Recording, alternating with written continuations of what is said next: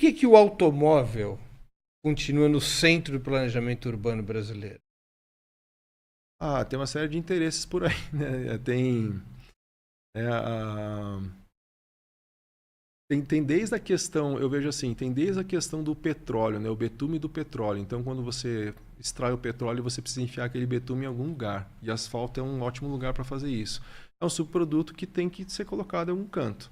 Então, asfalto é uma boa possibilidade. Você vai botar lá no, né, E asfalto é sempre símbolo de progresso, né? Se você digitar asfalto progresso no Google, eu fiz isso outra vez, tem um monte de plaquinha de prefeitura lá, bannerzinho, ó, o progresso chegou, o progresso chegou, o progresso chegou.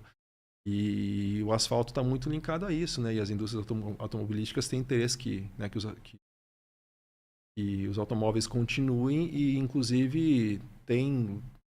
Eu fiz um vídeo falando sobre Estados Unidos e as leis o transporte coletivo, né, e tudo mais, e como certas regiões foram colocadas assim, né, o transporte coletivo foi meio que subjugado, assim, não, é uma coisa de pobres, né? Então, se você é uma pessoa de sucesso, você tem que ter o seu carro e tudo mais. Então, eu vejo muito nessa linha, é um pouco de ideologia, nessa coisa da liberdade. Pô, eu quando fiz 18 anos lá, que eu, né, tive um carro, tudo, pô, falei, caramba, né? É, vou conquistar a minha liberdade. Existe aquele sentimento, né, infantil, o uso do automóvel. Ao mesmo tempo, tem uma indústria automobilística influenciando também. Tem o próprio urbanismo da cidade linkado com isso, né? O próprio subproduto da construção.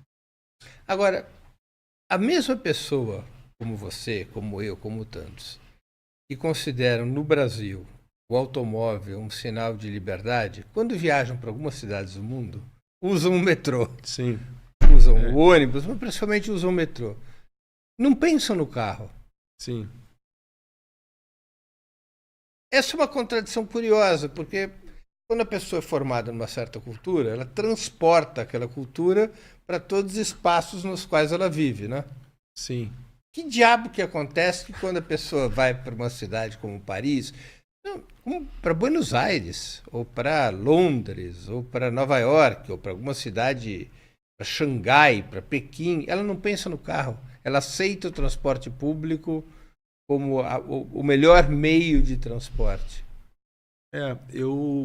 Eu viajei para alguns lugares. Quando eu fui para os Estados Unidos, eu nunca fui para Nova York. Eu fui sempre para lugar nada a ver, assim. Fui para Oklahoma, fui para o Texas. E lá, assim, daí eu tentava pegar ônibus nesses lugares. E era só eu. E Houston também fui uma vez. Então, pessoal. Quer dizer, Houston no Texas, né? Austin também no Texas eu fui. E lá é pobre que pega ônibus, assim. Tanto que tentaram roubar meu celular lá nos Estados Unidos, mas, né? É uma cultura parecida com a brasileira, quer dizer, o Brasil importou essa cultura. É, assim, é porque lá realmente as coisas são mais espraiadas mesmo, né? Tudo mais distante, então o carro acaba sendo mais eficiente, né? Você só vê gente andando de caminhonetona e os ônibus ali, né? Meio devagarzinho ali, fazendo as coisas, né? É como na Califórnia.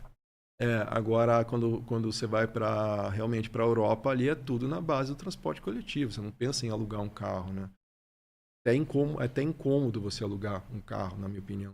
Até uma vez eu fiz uma viagem Alemanha, Alemanha Amsterdã. Eu fui de Berlim a Amsterdã de carro alugado. Pô, fiquei meio incomodado com aquele carro porque você não tem onde estacionar, caro para estacionar.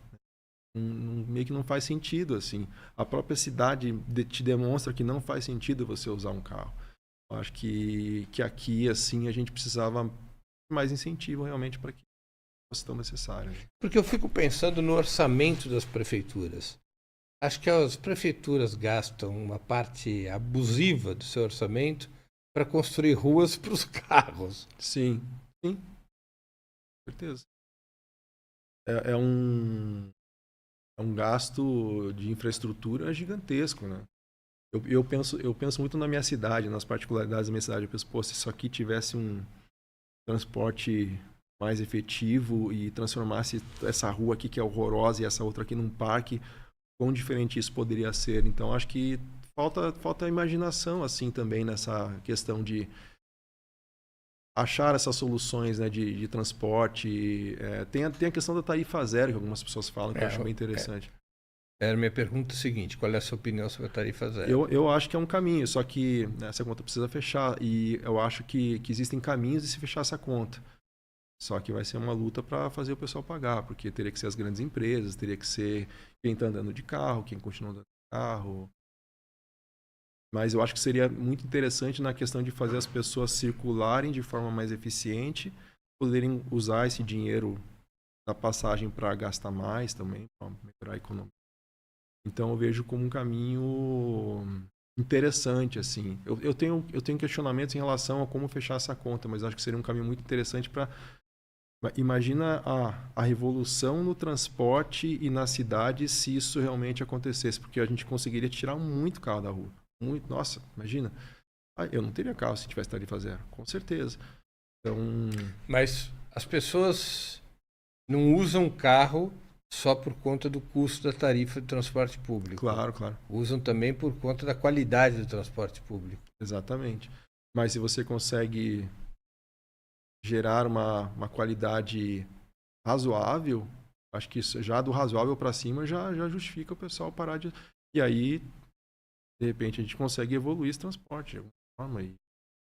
Isso significaria uma mudança importante na vida das cidades. Nossa, total, porque na questão de mudanças climáticas, assim, é 1/3 automóvel, né?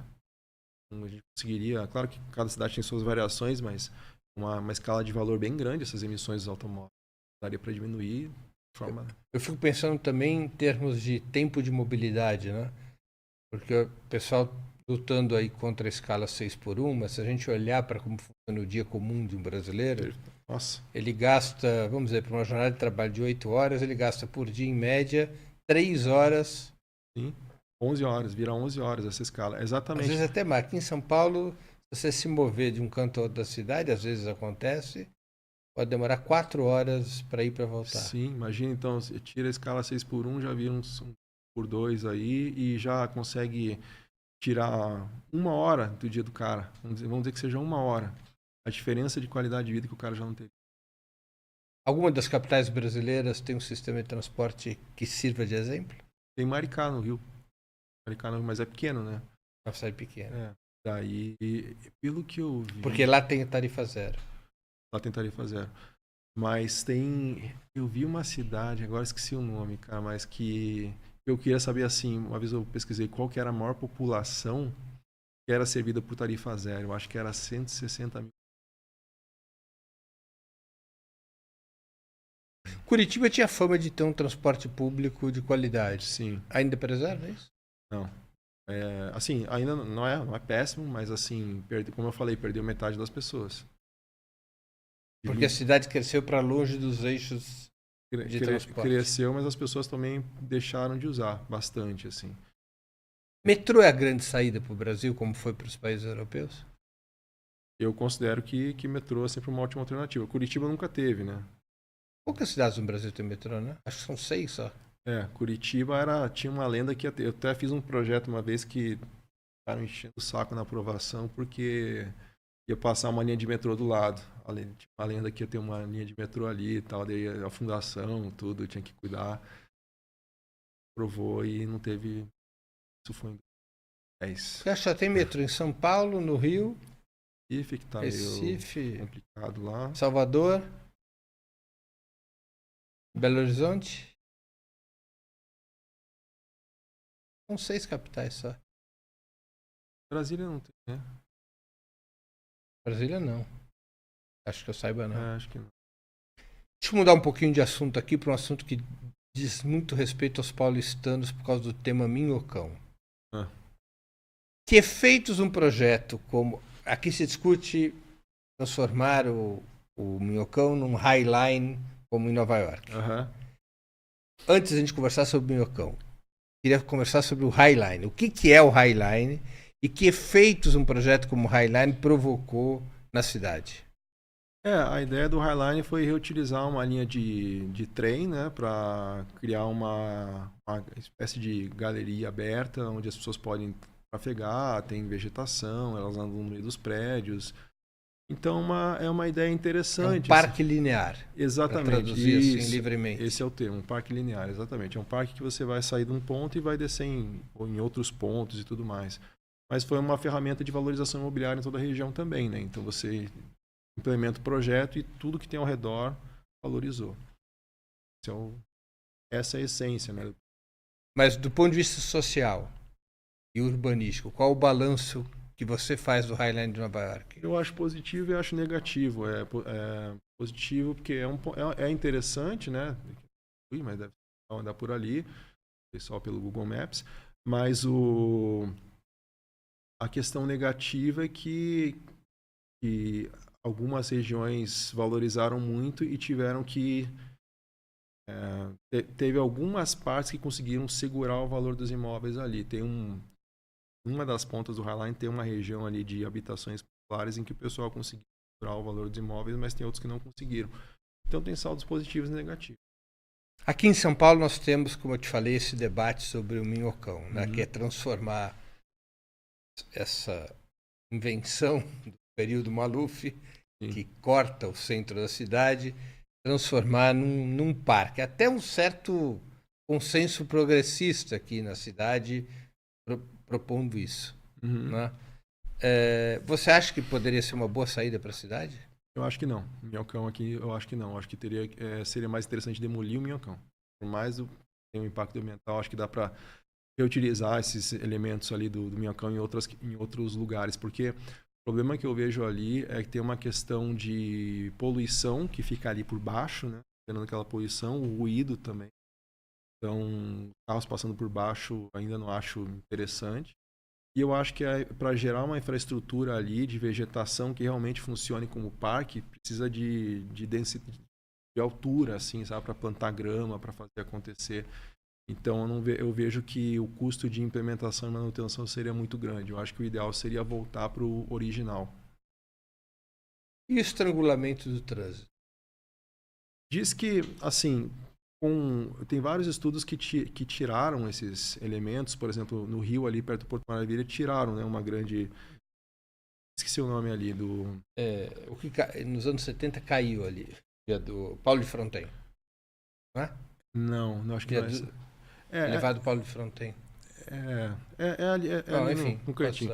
Mas tinha uma teoria que ia fazer o maior caos ali. E não causou, porque existe uma reorganização que pode acontecer ali na região. Então, no Rio aconteceu isso. E eu acho que com o Minhocão em São Paulo, eu acho que é possível que aconteça algo parecido também. Eu acho que é possível uma reorganização, sabe, uma readaptação na região. Então, eu vejo dessa forma.